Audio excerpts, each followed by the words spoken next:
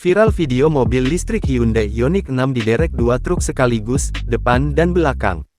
Tengah beredar video yang memperlihatkan mobil listrik harus diderek menggunakan dua truk viral di media sosial.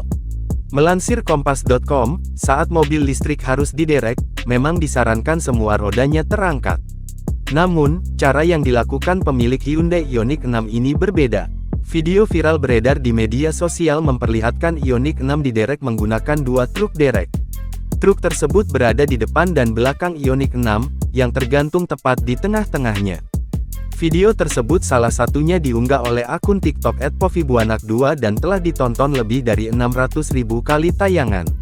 Training Director Safety Driving Consultant Indonesia, Sony Susmana, mengatakan, seharusnya mobil listrik tersebut diderek menggunakan truk derek jenis flatbed.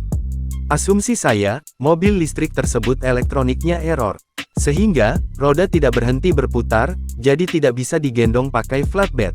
Ujar Sony, saat dihubungi Kompas.com, belum lama ini.